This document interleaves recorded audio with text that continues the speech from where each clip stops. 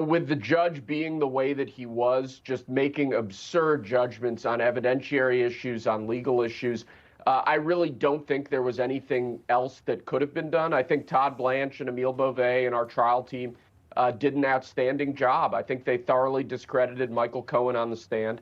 But I think you had a judge who essentially, with his jury instructions, guided the jury to a guilty verdict instead of guiding the jury to an even-handed deliberation of the actual facts and evidence.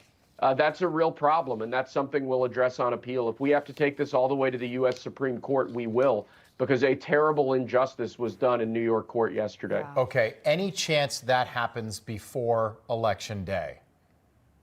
I'd say never, but I think we will be in front of the New York Appellate Division, certainly by July. And we'll see what they do with this. We will be moving for expedited consideration at every opportunity. We want to get this case into the appeals courts as quickly as possible because of how lawless and deeply legally flawed it is. So we're going to pursue every option at our disposal, and we'll see how the cards fall. Okay. But entering the appellate process, we are highly optimistic that we can get this thing overturned. Yeah, the problem is it might be after November the 5th, so it's a moot point after that. I don't even know if the media would report this being overturned. We certainly would, but we know this was the plan all along. You've got a George Soros-funded DA, you've got an extremely motivated judge, and you've got a former president who's got 12 jurors in a district that Biden won with 90% of the vote in 2020. Let me ask you, Will, how concerned are you that the plan all along here by this judge is to lock Donald Trump up starting on July 11th? A sentence of imprisonment would be wildly out of touch with the way that these charges are usually handled. It would be wildly out of touch with the way that sentencing in New York typically proceeds. I think it would be an absolute travesty. I think it would be would really pull down the veil and show the world that this is all about election interference. So we certainly don't think that's going to happen.